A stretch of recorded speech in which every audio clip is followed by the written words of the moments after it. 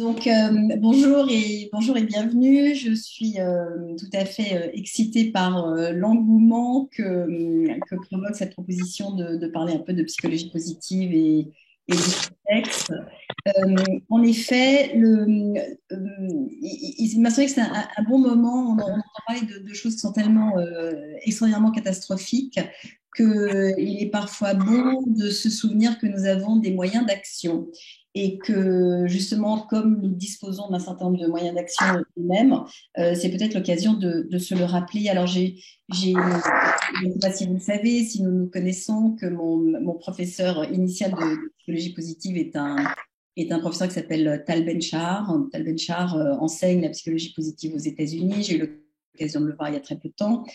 Et vraiment, une des discussions que nous avons eues à porter sur le besoin dans ces moments, on peut même plus dire moment de chaos, c'est plus un moment maintenant, c'est juste un fonctionnement chaotique dans lequel nous sommes, que nous avons absolument tous besoin de pouvoir nous relier à la terre, nous relier aux autres et nous relier à l'espoir.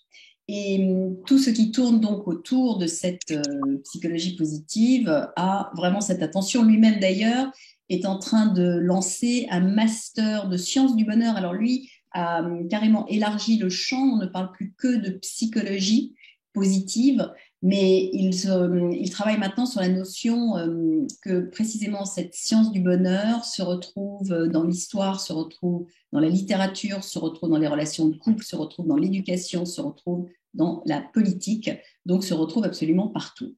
Alors, peut-être précisément, voir un peu en quoi le contexte. Alors, Fanny vous l'a dit, je crois, mais si vous avez des questions, vraiment posez-les par écrit.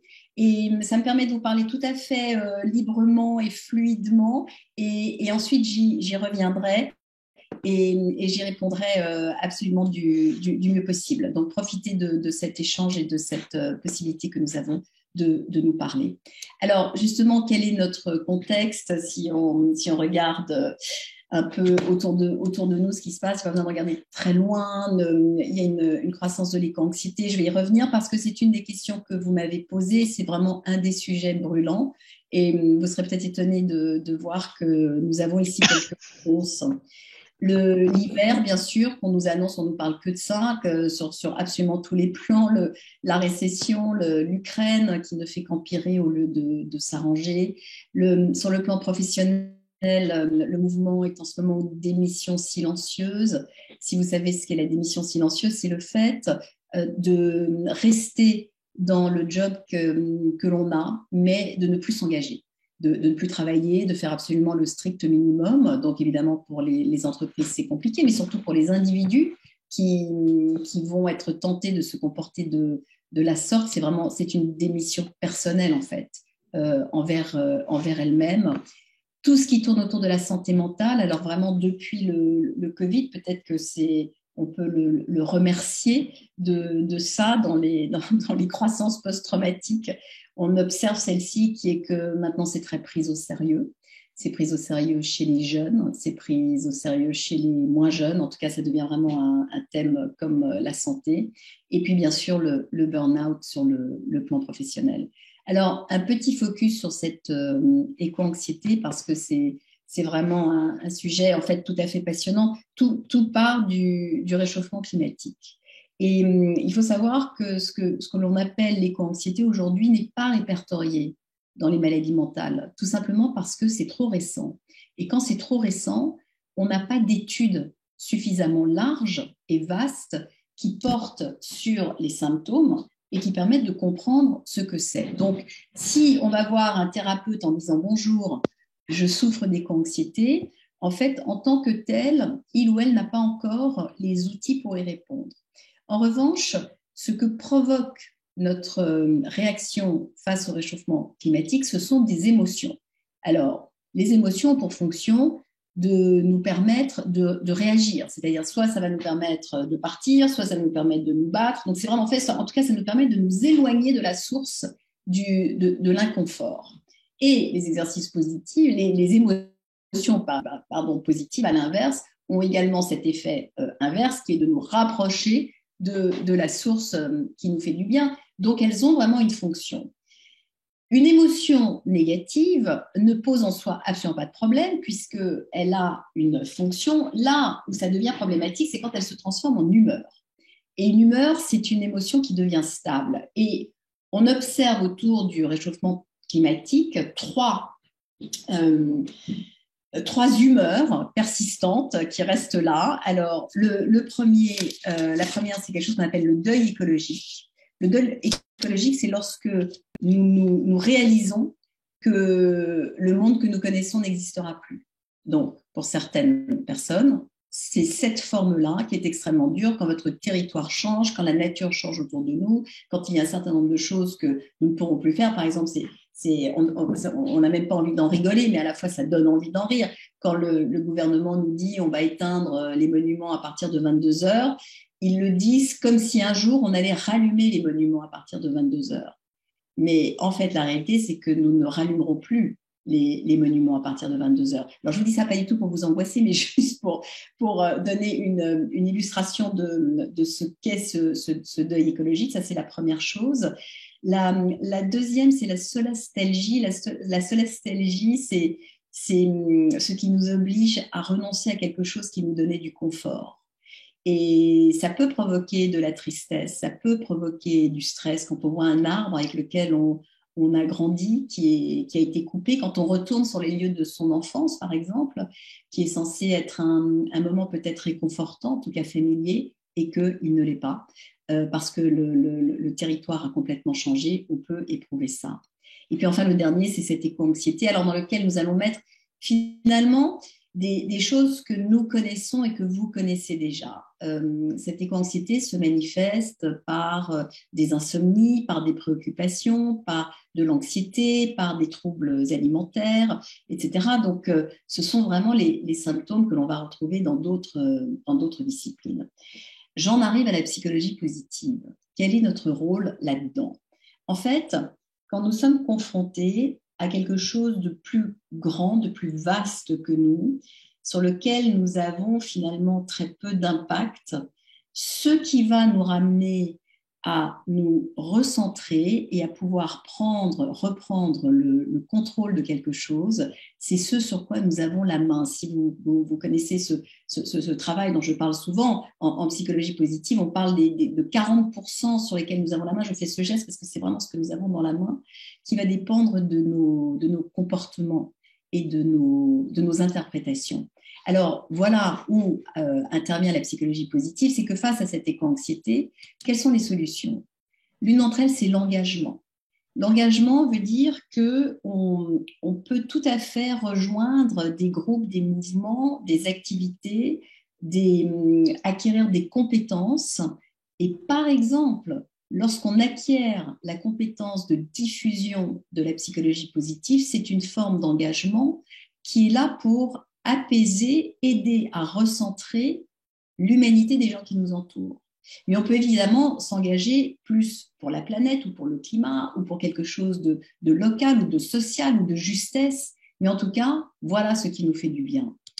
Le deuxième, c'est la gratitude. Je ne l'ai pas inventé, je vous le promets. Ce sont les psychiatres qui travaillent sur ces sujets qui évidemment s'aperçoivent que face à ces perturbations, les outils, la gratitude qui donc consiste à exprimer une reconnaissance face à quelque chose, va faire partie de ce qui peut nous soulager et inverser justement ce phénomène en se disant non, je ne suis pas en train de tout perdre, mais voici déjà ce qui nous reste, ce qui me reste et ce dont je peux bénéficier, je peux profiter pendant que justement c'est encore là. Le suivant, c'est la cohérence cardiaque de nouveau. Hein. Tout ça, je m'appuie sur les travaux de psychiatrie qui sont effectués justement face à cette demande croissante. La cohérence cardiaque est donc une méthode qui va nous permettre de recentrer notre système nerveux. Donc ça, c'est face à l'angoisse, face à la panique, face à l'inquiétude, face à la difficulté à être. Et donc, on va voir que ça, ce sont des sujets, la gratitude, la cohérence cardiaque, ce sont des choses qui sont enseignées dans les outils que nous mettons à votre disposition. Donc, nous sommes au bon endroit. Le point suivant, c'est le collectif. De nouveau, face à un enjeu trop large pour soi, la chose qui va nous redonner de la puissance, c'est d'avoir la sensation de ne pas être seul. Et donc, tout ce que nous pouvons être amenés à faire en commun ou en groupe va contribuer à alléger ce qui nous préoccupe. Alors ensuite, face à l'hiver, qu'est-ce qu'on peut faire? L'hiver est une saison qui, évidemment, a plutôt tendance à nous éloigner, et puis on le voit bien, hein, sans rire. Là, cette semaine, on n'a même pas d'essence pour se déplacer. Le chauffage a l'air d'être une notion désormais peut-être aléatoire et incertaine. Donc, ce sur quoi nous avons la main, c'est la connexion. La connexion, il n'y a absolument aucun mal à reconnaître que nous avons besoin de connexion humaine, j'entends. C'est-à-dire des liens que nous avons avec les gens qui nous entourent, avec des gens qui sont plus loin, avec vous aujourd'hui, avec tous ces. Nous commençons dans 4 jours cette expérience d'écriture assez phénoménale, hein, parce que maintenant nous l'avons observé 5 fois déjà. Et que se passe-t-il dans cet atelier d'écriture? Certes, nous sommes là pour écrire, mais en fait, ce qui se passe, c'est que nous créons et nous tissons un réseau de connexions inhabituel, car supplémentaire, et de plus basé sur de l'engagement créatif. Donc c'est ça un peu la réponse que nous pouvons avoir face à l'hiver. Alors ensuite, face à la récession, je ne suis pas économiste, mais tout ce qui va permettre une expansion, et alors là, l'expansion va être intérieure. Comprenez bien, c'est là-dessus que nous pouvons jouer, puisqu'on nous demande plutôt de l'éviter sur le plan extérieur, mais néanmoins, rien ne nous empêche de savoir faire plus de choses, d'aimer faire plus de choses, de nous consacrer à plus de choses ou d'autres choses plus en profondeur. Ensuite, face à l'Ukraine, si seulement j'avais la solution, j'aimerais vraiment j'aimerais la déployer. Mais en attendant, en tant que spectateur, en tant que voisin, en tant que peut-être, souhaitons que non, mais peut-être bientôt nous serons engagés, ce que révèle toute cette période pour nous, c'est la force de la vulnérabilité. Et la vulnérabilité, ça n'est pas de la faiblesse. La vulnérabilité, c'est justement ce qui nous rapporte à notre humanité et à quel point nous sommes semblables aux autres et à quel point nous faisons partie d'un tout. De nouveau, en psychologie positive, c'est quelque chose que nous chérissons. C'est-à-dire que c'est vraiment une qualité dont nous savons qu'elle donne de la saveur et de la valeur à ce que nous vivons. Donc, nous sommes de nouveau au bon endroit. Ensuite, face à la démission silencieuse, pourquoi perd-on le sens de ce que l'on fait? Pourquoi perd-on la foi de son utilité? Très souvent, c'est parce que nous manquons de reconnaissance. De nouveau, au cœur des outils dont nous disposons, vous allez retrouver cette notion de reconnaissance que nous donnons aux autres, de reconnaissance que nous pouvons nous attribuer aussi, car nous sommes souvent d'une sévérité absolument impitoyable. Donc, nous avons cette notion-là. Alors, autour de la santé mentale, quelle est notre fonction, notre contribution? C'est celle de prendre soin. Si vous êtes là aujourd'hui, il est probable que vous soyez déjà engagé ou tenté par un élan vers d'autres personnes, car ces connaissances qui nous sont accessibles triplent de valeur lorsque nous les destinons à d'autres. Triple de valeur lorsque nous les destinons à faciliter les relations entre d'autres personnes. Donc, prendre soin, de nouveau, est vraiment dans ces 40%, quelque chose qui non seulement nous rend du sens, mais confirme notre engagement. Et puis enfin, sur le burn-out, là aussi, on se rend compte que quand les gens n'en peuvent plus, quand c'est allé trop loin, ils se sont perdus. Et quand ils se sont perdus, il peut y avoir 1000 facteurs, hein, évidemment, dont des facteurs externes. N'entendez pas que le burn-out est auto-infligé, mais une des choses que nous perdons, c'est vraiment la force et la grâce de notre singularité. Et cette singularité, c'est quelque chose auquel tout ce que nous fabriquons ici est quasiment dédié. C'est-à-dire comment faire de la personne que vous êtes, comment faire des personnes auxquelles vous destinez le travail qui vous tente sur ce chemin-là, des êtres complètement uniques. Et évidemment, c'est ça qui nous rend notre humanité. Évidemment, c'est ça qui crée le collectif d'un groupe qui est beaucoup, beaucoup, beaucoup plus riche.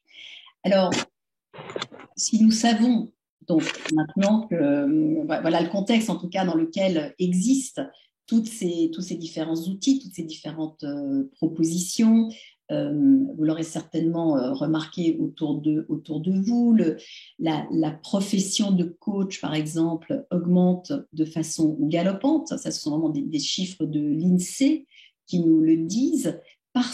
Pourquoi? Parce que nous avons besoin quand je dis prendre soin, nous avons besoin que l'on prenne soin de nous. Et nous avons besoin de prendre soin de nous-mêmes. Donc, ce n'est pas juste quelque chose qui évolue parce que plus de gens ont envie de le faire. Ça évolue parce que plus de gens en ont besoin. Et donc, les fronts sur lesquels j'interviens, pour appeler comme ça, c'est peut-être pas le bon mot, mais en tout cas, les univers dans lesquels il m'est donné de partager ces connaissances, les voici. Alors, les entreprises auprès du grand public, les structures d'accueil, je ne travaille pas encore avec des structures d'accueil, mais j'ai découvert cette semaine que dans des structures d'accueil de santé mentale, où vraiment on accueille des personnes qui sont en crise de pathologies extrêmement lourdes, eh bien, figurez-vous que la psychologie positive et par exemple la notion de super pouvoir, donc de singularité, donc de ces fameux 40% sur lesquels j'ai la main, a fait son entrée dans la manière dont on va accueillir, réceptionner et faire évoluer ces patients. Donc, cette psychologie positive est vraiment devenue un complément à la psychiatrie qui offre une autre façon de pouvoir communiquer, y compris avec ces malades.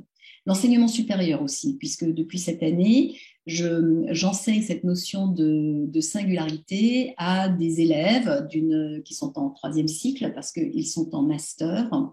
Et le raisonnement de leur école a été de se dire, mais après tout, puisqu'ils vont se confronter, ce sont des élèves qui font un master d'entrepreneuriat, donc leurs professeurs se sont dit, ils vont être confrontés à des morceaux d'eux-mêmes qui vont être extrêmement bousculés. Et donc, si nous les aidions le plus tôt possible à se connaître, sans attendre justement que tout ça se produise lorsque nous sommes en burn-out dans des entreprises ou sur des projets qui sont extrêmement copieux. Donc ça, ce sont les univers. Et quand je dis ça, je parle également de ces univers pour vous-même. Si vous êtes amené à intervenir, et vous pouvez l'être, hein, grâce évidemment aux outils que nous proposons, c'est exactement ça l'idée. Et sous quelle forme est-ce qu'on peut intervenir sur ce sujet? Alors, des talks, des conférences, c'est-à-dire vraiment de rentrer, venir sensibiliser, venir raconter, venir partager, des ateliers avec des applications plus pratiques, du coaching, bien sûr, donc ça dans une relation d'écoute, de soutien et de guide pour faire avancer les unes et les autres, des cercles, de plus en plus de cercles de parole, donc ça aussi c'est un cercle, c'est un endroit où chacun va avoir le même temps de parole. Et on n'est pas là pour débattre, on est là pour poser soit des préoccupations, soit des progrès, soit des fantasmes, soit des envies, soit ce qui nous habite. Donc là aussi, on retrouve complètement la validité de nos outils, des cours, donc de façon beaucoup plus formelle. Et alors, croyez-moi, ça m'a demandé un effort considérable de transformer toute cette matière en vrai cours en tant qu'enseignant. Mais j'ai décidé de conserver complètement ma méthode d'apprentissage, en tout cas la pédagogie qui est la mienne, c'est-à-dire de plutôt tourner les choses sérieuses de façon légère. Et je vois que mes élèves sont extrêmement touchés par ce que nous faisons. Donc, je me dis qu'il y a quand même là aussi quelque chose de très précieux qui peut être fait. Et quand je parle de cours, nous rencontrons aussi de plus en plus de professeurs des écoles et de personnes qui sont vraiment dans des systèmes d'éducation tout à fait classiques, qui intègrent les outils de la psychologie positive dans leur relation avec les écoliers, sans attendre que le gouvernement impose qu'on fasse plus de sport. Il y a vraiment tout un tas d'initiatives qui sont faites à titre individuel. Des animations. Alors, figurez-vous que ce week-end, je me suis rendue à un festival de psychologie. C'est absolument le terme utilisé, un festival, c'est-à-dire non seulement de psychologie, mais autour de la santé mentale. J'ai rarement vu un endroit aussi pop. J'ai rarement vu des interventions aussi passionnantes parce que c'était des musiciens, des rappeurs, des écrivains, des psychiatres. C'était la vie civile. La vie civile, parlant de psychologie, parlant de santé mentale. Et c'est là où j'ai rencontré tout un tas d'associations qui utilisent la psychologie positive. Donc, quand je dis des animations, c'est vraiment de l'ordre de la transmission de quelque chose de ludique dans le but de signaler aux gens qui souffrent ou qui ont envie d'autre chose qu'ils ne sont pas seuls. C'était un samedi après-midi, il faisait un temps de plomb, ça se passait à Paris, donc on aurait pu être absolument n'importe où. Et bien, figurez-vous que la salle était pleine à craquer, de gens jeunes, de gens moins jeunes, mais surtout de gens jeunes. Donc, cette génération montante a absolument besoin de ces outils. Et puis les interventions, c'est ce que l'on va retrouver par exemple dans des structures d'accueil où là, formaté par des professionnels et quelle que soit votre profession, de pouvoir intégrer ces connaissances dans ce que vous pratiquez vous-même. Alors, de quoi disposons-nous? Parce que c'est un peu ça l'idée aussi, hein, notre idée est de vous apporter des solutions. Et si vous êtes là, c'est qu'il y a quelque chose qui vous tente. D'ailleurs, certaines et certains d'entre vous qui êtes avec nous avaient déjà suivi certains de nos programmes. Donc, n'hésitez pas à témoigner. Donc, un de ces outils que nous proposons, on avait envie de vous décrire un petit peu plus en détail pour bien comprendre de quoi il s'agit. Quand on dit formation de formateurs aux 3 ateliers de la science du bonheur, donc cette formation est effectuée par Juliette Lauvergeat qui est avec nous. Alors, sachez que nos formatrices, puisque nous avons des formatrices à la 3 Kif Academy, sont des femmes qui sont engagées d'une compétence incroyable et qui elles-mêmes, en fait, démontrent complètement dans leurs propres activités tout ce que nous enseignons. Donc, c'est pour ça que nous allons les chercher.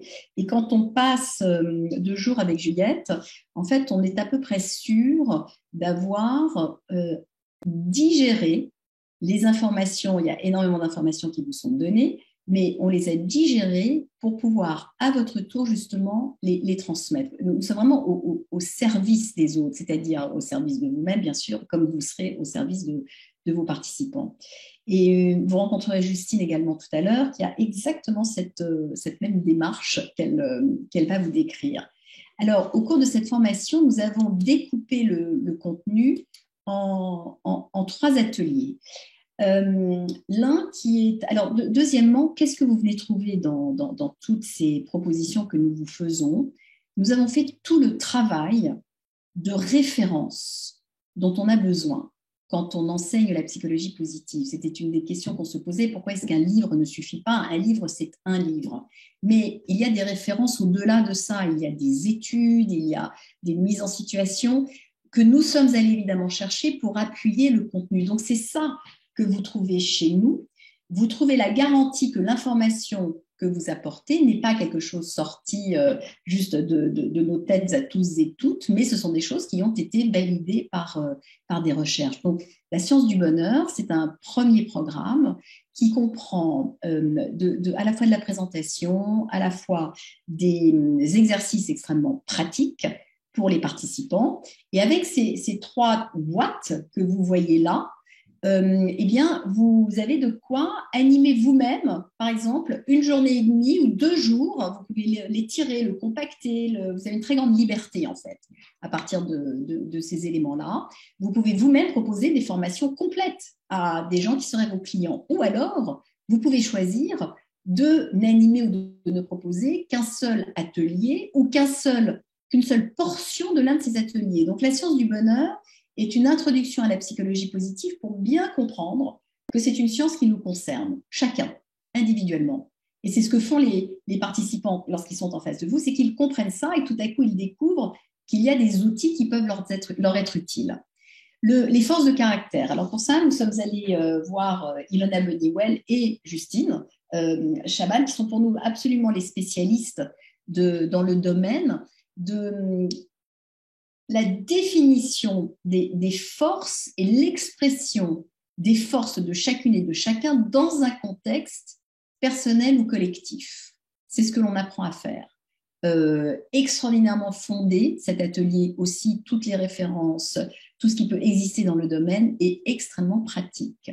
Et puis enfin, le pouvoir d'un merci, il était difficile de ne pas en passer par la gratitude, qui est quelque chose de tellement puissant face précisément à tous ces enjeux, que c'est un atelier qui, à lui tout seul, va parler évidemment de cette notion de gratitude et permettre d'en faire l'expérience.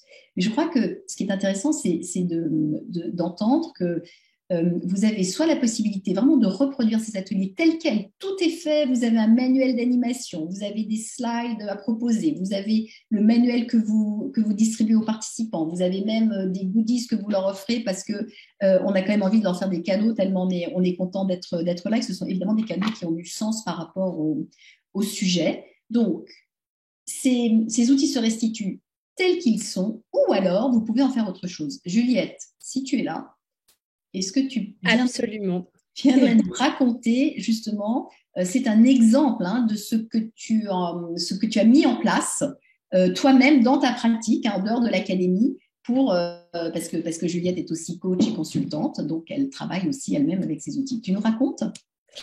Bonjour à toutes, merci Florence. Donc effectivement, j'ai l'immense joie de vous diffuser ces ateliers au sein de la 3Kif Academy et aussi de m'en servir au quotidien chez mes clients. Donc Florence vous l'a dit, c'est quelque chose qui est très pragmatique, très incarné. Moi, j'aime aussi beaucoup la psychologie positive parce que on a toujours leurs expériences sont souvent très drôles, donc il y a des choses sympas et légères à partager, mais aussi fondées et scientifiques. Et moi, j'aime bien avoir la théorie qui est derrière et comprendre comment ça s'est passé. Et clairement, on a le fond dans ces ateliers. Et aussi, c'est une matière un peu accordéon, c'est-à-dire que les forces de caractère, il m'arrive de l'animer en 1 heure, comme de prendre une bonne demi-journée dessus, selon les personnes que j'ai en face de moi. Donc, c'est quelque chose qui est facilement utilisable, qui est construit pour vous et qui est pour moi aussi une source de joie immense parce que Florence vous en a parlé, la psychologie positive est une matière qui nous permet de faire du bien, d'être plus centré aussi, plus aligné. Et le fait d'avoir ça à partager, moi je considère que c'est un privilège auprès des entreprises. Et d'ailleurs, les besoins s'en font sentir. J'interviens avec ce matériel-là, avec d'autres matériels que j'ai moi-même développés autour de la psychologie positive en entreprise. Et je vois à quel point cette réception peut être positive et accueillante pour ce type d'atelier. Dans ce que j'avais envie de vous témoigner aussi, c'est à quel point cette formation, pour moi, il y a un avant et un après, puisque j'ai été formée sur ces 3 outils à la 3Kif Academy avant de moi-même devenir formatrice pour vous. Il y a un avant et un après parce que ça m'a permis de développer tout un pan de mon activité que je n'avais pas du tout avant. Ça m'a permis d'aller en entreprise avec des ateliers dans lesquels je me sens bien, je me sens légitime et comme ils sont construits par Florence, comme j'ai l'aura de Florence en apportant ces ateliers, c'est aussi une très belle carte de visite, une très belle manière d'entrer en contact. Et Juliette, est-ce que tu nous raconterais aussi les déjeuners que tu as organisés, qui là sont vraiment un spin-off, c'est-à-dire c'est vraiment quelque chose que tu as formaté très différemment.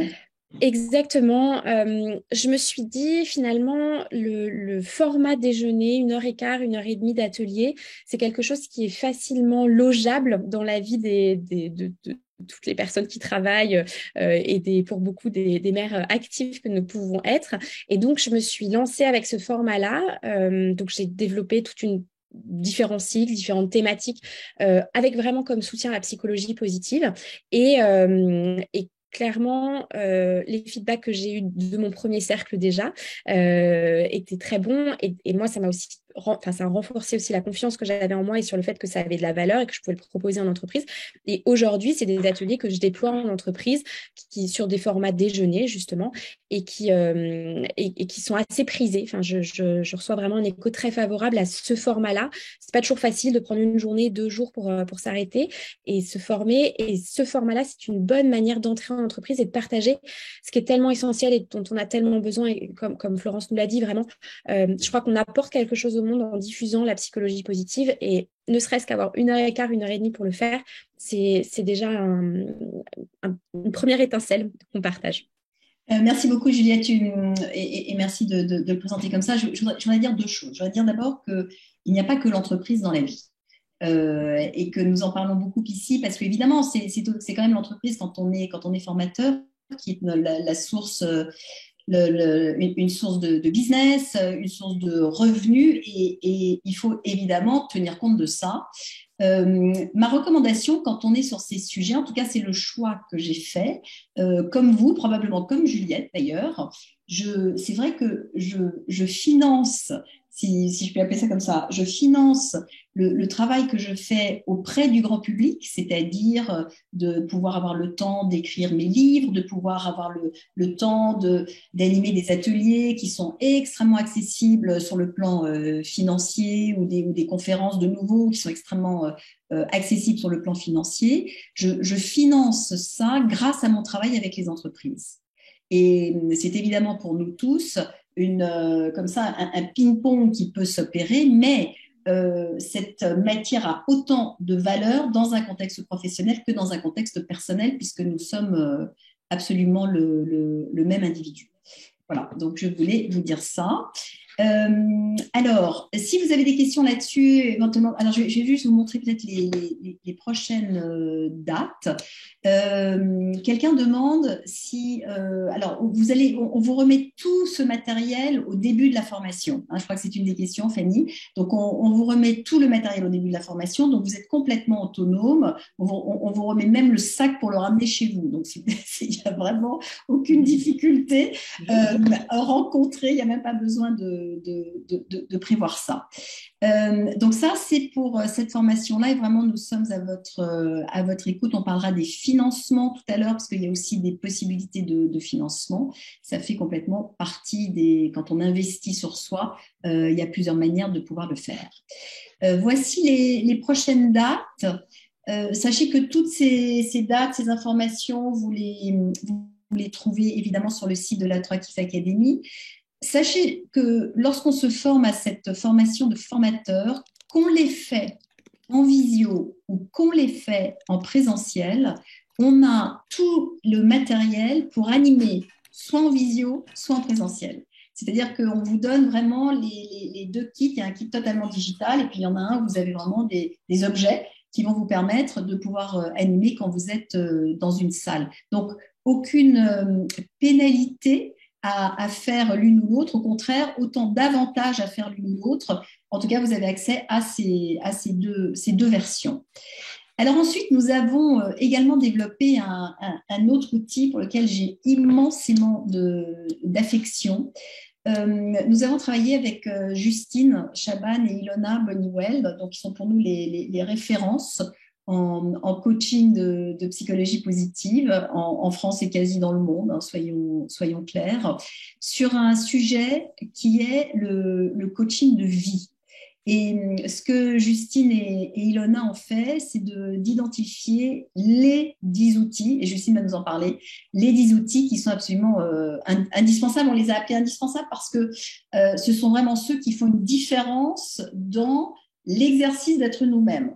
Rien que ça. Mais Mais Justine, est-ce que tu peux nous parler un peu de, voilà, de l'idée, pourquoi ces outils-là?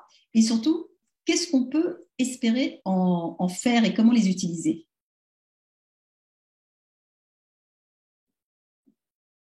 C'était mieux du coup avec le micro. Bonjour à tous, merci Florence pour tout ce que tu as dit depuis le début de cette petite conférence. Ravie de vous parler de ce parcours, mais qui fait beaucoup écho à tout ce que tu viens de partager. Je pense aussi au contexte actuel. Quand je t'entendais raconter tous ces challenges auxquels on est confronté actuellement, je me disais au fur et à mesure, mais c'est vrai que ce parcours, il a d'autant plus de portée, je pense, sur ces enjeux tu parlais de sens, de prendre soin, mais aussi de s'engager, d'être actif face à ces problématiques ou ces sujets comme on parlait de l'éco-anxiété, mais on parlait ensemble aussi de la recherche de sens. Et tu nous as challengé, Florence, avec Ilona, quand tu nous as dit si on en prenait 10, enfin si on prenait dans tous les outils de la psychologie positive, qui a son caractère scientifique, mais qui est très outillé, euh, qu'est-ce qu'on pourrait se dire comme outil qui serait phare dans la vie de tous les jours? Parce que oui, on a parlé du travail, on en parle beaucoup, il y a plein de choses à faire dans le champ du travail, il y a aussi plein de choses tout court à faire dans notre vie de tous les jours. Et c'est comme ça que le challenge posé par Florence était là. Et on a cherché avec Ilona, parce qu'on a balayé, il y a des centaines d'outils, même, je sais pas même pas si je pourrais pas dire des milliers, mais c'est une des caractéristiques de cette discipline. Et on a voulu penser un parcours pour accompagner. Alors, tu disais indispensable dans la vie. Nous, on les voit comme ça, incontournables, en fait, de se dire, c'est des questions qui nous aident à avancer, à voyager, on pourrait dire. Parce que la vie, c'est un peu ça, c'est un peu un voyage. Et de toutes ces idées-là, c'est cette métaphore du voyage, du bateau, qui nous a fait penser ce parcours, ce bienvenue à bord. Et bienvenue à bord, en fait, c'est des étapes qui représentent chacune d'entre elles des outils d'un voyage, du voyage de la vie, en fait, des questions qu'on se pose en permanence. Et tu me demandais quel outil. Alors vous voyez sur cette slide qui apparaît là, on commence par des outils dans la psychologie positive, dans ce voyage qui nous aide à savoir quelle direction on a envie de prendre. Et là, il y a plein de questions qu'on se pose, on est d'accord un peu tous, et surtout en ce moment avec les questions du sens, et où on va, quel objectif on se fixe, quelles sont nos valeurs, quels sont les objectifs que l'on a envie d'atteindre et qui nous semblent indispensables, quels sont aussi ces grands objectifs de vie. On va voir, il y en a qu'on vise, et pour être satisfait, il y en a qui seront des grands objectifs, mais pour qu'on peut se garder un peu plus loin sans se mettre trop une barre de performance permanente. On peut regarder un petit peu, donc on joue avec cette vision. Donc c'est ça, le fixer le cap et les 3 premiers outils. Ensuite, on s'est posé la question, mais quelle est l'énergie qui nous donne envie d'avancer? Avec quoi on avance? Et là, un clin d'œil à Juliette, parce que on en parle dans le parcours et tu en parles dans un des outils, dans ces outils des forces. Je pense que les forces, les qualités, la subjectivité, l'individualité dont tu parlais, Florence, on prend le temps aussi de se dire, mais qui je suis, qu'est-ce que j'ai comme voile, qu'est-ce que j'ai comme force qui me met de l'énergie. C'est ça la notion centrale dans les forces, c'est avec quoi j'avance, avec motivation, avec énergie interne. Et on regarde ces forces, mais pas juste nos forces, mais aussi les forces et l'énergie qu'on a avec les gens autour de nous, parce que on fait un jeu dans le parcours, on regarde quelles sont nos forces de vie, quel est le regard des gens autour de nous sur nos forces. Donc ça, c'est des enjeux super sympas on appelle ça du 360 positif, regarder comment les autres peuvent nous amener un regard complémentaire sur ce qu'on fait bien. Et donc, on sait où on va, on sait avec quoi on avance. Et dans ce parcours, sur le bateau de notre vie, on dit avec quoi on voyage. Et là aussi, on a pris des éléments, tu en parlais, c'est pour ça que je disais, ça rajoutait par rapport à tes éléments du début, Florence, tu parlais de la reconnaissance, on parle du lien avec les autres, on parle aussi de cette capacité à prendre soin et j'aurais même envie de dire à savourer. En ce moment, dans les interventions où je vais, que ce soit dans le travail ou dans la vie, les gens euh, parfois arrivent avec beaucoup de difficultés, avec beaucoup de souffrance, avec beaucoup, tu parlais de la démission silencieuse, enfin en tout cas c'est désengagement et puis on arrive avec la psychologie positive, alors il faut l'amener avec une certaine douceur pour pas qu'elle soit trop heurtante dans ces moments-là, mais ce qu'on se rend compte c'est que si on met ces petites bulles de positif, on met des bulles d'air qui sortent, en fait, d'une sorte de marasme dans lequel on peut aller quand on est inquiet, quand on se sent pas bien. Et tu l'as bien dit, Florence, à une place, tu disais la psychiatrie, etc., mais je reviens dans le parcours, mais en fait, on met ces bulles positives. Et quand on voyage, en fait, si on les a, ces bulles positives, si on les alimente, si on prend le temps de lâcher du lest, vous voyez, un des outils, c'est ça aussi, poser de côté des choses qui nous alourdissent, eh ben, on peut faire ce travail-là, il faut s'arrêter pour le faire. Et on se rend compte que le voyage, même si parfois la mer est un peu agitée, eh ben, on continue à garder une certaine synergie, une certaine avancée. Donc, on regarde finalement dans ce bateau qu'est-ce qui compte beaucoup pour nous. Et puis, on finit sur cette notion de voguer en toute liberté. Ça veut dire avancer avec confiance, avec optimisme et puis continuer ce voyage. Donc voilà, je voulais vous l'expliquer exactement dans cette métaphore-là. J'espère vous avoir fait voyager pas trop longtemps. Désolée, une fois que je pars, je suis un peu dans le flow, Florence, et je mange les minutes qu'on disait qu'on allait. Merci Justine. Alors surtout, on ne vous dit pas comment se finit le programme parce qu'il finit en apothéose, mais ça, on vous le dit pas. Mais je crois qu'il faut quand même savoir que c'est un des seuls, si pas le seul, programme de coaching de psychologie positive conçu pour le coaching de vie. Et ça, c'était vraiment, moi, je déteste répliquer et me fondre dans la masse. Et donc, c'était vraiment la demande, en effet, et le travail de réflexion que nous avions fait toutes les trois, qui était de dire comment proposer quelque chose que l'on ne trouve pas ailleurs. Et je crois que tu as insisté quand nous avons préparé tout ça, Justine, pour simplement quand même avoir conscience qu'un programme tel que celui-là, est vraiment conçu pour embarquer vos accompagnés, puisque là, donc, c'est un programme que vous destinez à d'autres gens, du début jusqu'à la fin, c'est-à-dire que vous êtes là pour eux. Mais tu as utilisé une expression très jolie, Justine, en disant, en fait, c'est un programme qui est à double mouvement. Tu peux nous expliquer ce que c'est un programme à double mouvement? Alors, dans les petites métaphores comme ça que j'aime bien, je dis c'est toujours bien, dans n'importe lequel des outils de la psychologie positive, de passer à la moulinette avant de prétendre faire passer les gens à la moulinette. Mais dans le sens positif des choses, ça veut dire les différents participants, on a fait déjà 3-4 parcours. D'abord, quand vous participez à ce parcours, vous le vivez pour vous. Et moi, j'aime bien cette vision. Vous faites le voyage pour vous. Donc, c'est-à-dire que chacun de ces exercices, vous êtes le premier bêta-testeur. Et on fait toujours ce double regard. Vous vivez l'outil, accompagné 2 à 2, souvent en duo, donc en position de coach de vie. Et puis, dès que vous avez fini l'échange, on prend cette position méta de réflexion pour l'appliquer dans un parcours. C'est-à-dire que vous avez, et quelqu'un l'avait mis dans les retours du parcours, on les a vécus et on arrive du coup à savoir ce que l'on va pouvoir faire vivre et ce que l'on espère pouvoir amener comme mouvement ou comme dynamique aux personnes qu'on va accompagner. Et je crois que ce double mouvement, il est toujours essentiel pour aussi savoir avec quoi on s'embarque, qu'est-ce que ça nous fait vivre, parce que ça fait vivre plein d'émotions, ça fait vivre le voyage tout entier, on comprend la cohérence.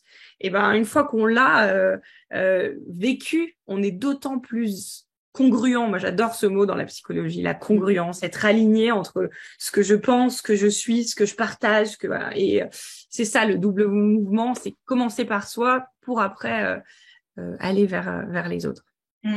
Merci beaucoup, parce qu'il y a vraiment autour de la transmission de la psychologie positive une question qui nous revient très souvent, c'est celle de la légitimité. Suis-je légitime pour enseigner ça?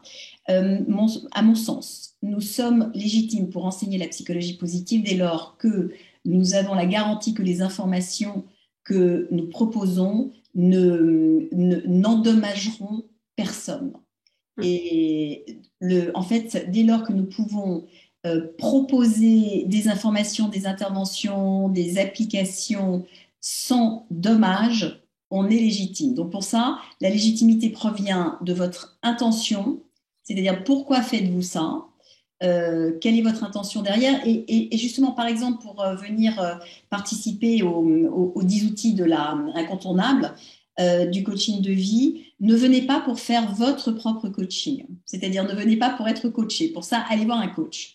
Si vous venez, ou peut-être allez voir l'une d'entre vous qui sera formée bientôt, vous pouvez toujours prendre des adresses.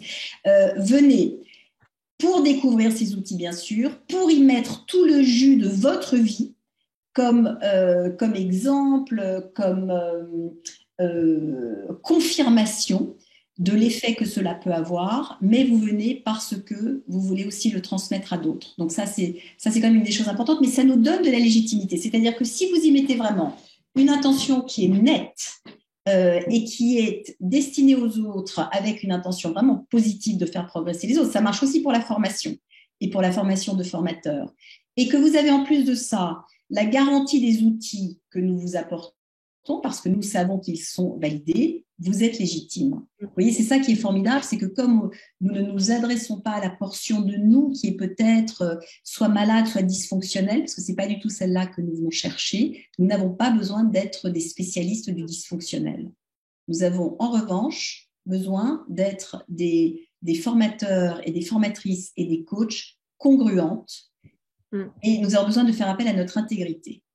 Et dès lors que vous faites appel à votre intégrité, eh bien, vous êtes légitime pour faire ça. J'avance un tout petit peu parce que l'heure passe vite. Qu'est-ce que ça passe vite? Les dates. Alors, la formation de Justine est un peu différente. Celle de Juliette se passe vraiment deux journées consécutives. Lorsque nous traitons de ces outils, ça se passe en 3 temps. Et à chaque fois, il y a donc, c'est 2 journées et demie, en fait. Première journée, puis une semaine plus tard, a lieu la deuxième journée, c'est un lundi. Et enfin, plus tard, toujours pour cette apothéose dont nous ne pouvons pas parler ici, eh bien, vous retrouvez pour une demi-journée. Donc, le calendrier n'est pas tout à fait le même. Parlons un peu de sous. Donc, les prix de toutes ces formations sont sur le site. Ça, je vous laisserai aller voir. Mais voici les financements possibles. Donc, vous avez Fanny en haut à gauche de votre écran. La voici. C'est avec elle que c'est à Fanny que vous pouvez poser toutes ces questions, parce que ce sont des investissements, ce sont des décisions que vous prenez qui sont importantes. Donc, nous sommes là évidemment pour en parler avec vous. Les financements de ces 2 formations sont possibles via vos OPCO. Donc, ça, si vous êtes donc professionnel déjà, vous pouvez faire appel au fonds de formation auquel vous cotisez et qui peut tout à fait les prendre en charge. Vous pouvez payer entre de 1 à 3 fois, donc ça aussi c'est tout à fait possible, ou même plus si jamais on règle par chèque, ça c'est possible. Et non, ces formations ne sont pas éligibles au CPF. Voilà, ce ne sont pas des formations diplômantes, c'est comme un permis de conduire et diplômant, mais ce sont c'est la seule chose, la seule case dans laquelle elle ne rentre pas, mais en tout cas, c'est un investissement qui vous donne du pouvoir, en fait. Quand je dis du pouvoir, c'est toujours ça vous donne de la puissance professionnelle, ça vous donne de la puissance personnelle, ça vous donne de la puissance d'accompagnement. Donc, ce n'est pas juste quelque chose, une fois de plus, que moi, j'adore aller faire des ateliers de travaux manuels, par exemple. Bon, ça, c'est un investissement uniquement pour moi. Lorsque je me forme à quelque chose de cette nature-là, je deviens le conduit de quelque chose. Donc, ce n'est pas du tout en tout cas, la même appréciation pour moi en termes d'investissement et de dépenses quand je l'ai fait. Avez-vous, pour moi-même, pour Juliette, pour Justine, pour Fanny, des questions qui ne sont pas là? Vous savez de toute façon où nous joindre. Je crois que Fanny, tu as mis ton mail. Oui, puis que tu as mis aussi. Il y avait juste une question peut-être, Florence, à laquelle tu peux répondre, oui. Qui est de Céline, qui a fait d'ailleurs la formation et qui demandait comment apporter justement la psychologie positive en entreprise. Quelle était la meilleure approche, s'il y en a une? Alors, la meilleure approche, c'est la vôtre. Merci pour cette réponse, mais puisque nous avons vraiment chacune nos tempéraments. Mais depuis donc évidemment, tout ce qui se passe autour du développement personnel et de la psychologie positive notamment a été extrêmement ébranlé, secoué par la crise du Covid dans un premier temps de manière paralysante. Et puis aujourd'hui, la demande est complètement différente. C'est très intéressant. Avant le Covid, on me faisait venir très souvent quand les entreprises étaient soit en réorganisation, soit en post-réorganisation. Donc, en gros, on me demandait de m'occuper des morts-vivants. Vous savez, quand il reste encore des gens, quand il y a eu des réorganisations, il y a des gens qui sont partis, puis il reste les autres, ils sont très coupables d'être encore là, etc. Donc, c'était un peu ça, la demande. Donc, c'était lié à des traumatismes à venir ou passés. Aujourd'hui, depuis que nous nous sommes remis en route, et compte tenu de tout ce dont j'ai parlé précédemment, on vient me demander des choses presque sur la pointe des pieds en disant « Excusez-moi de vous déranger, nous avons vraiment et nous aimerions vraiment faire du bien aux gens qui sont là. » Pour 2 raisons. La première, c'est pour ne pas les perdre.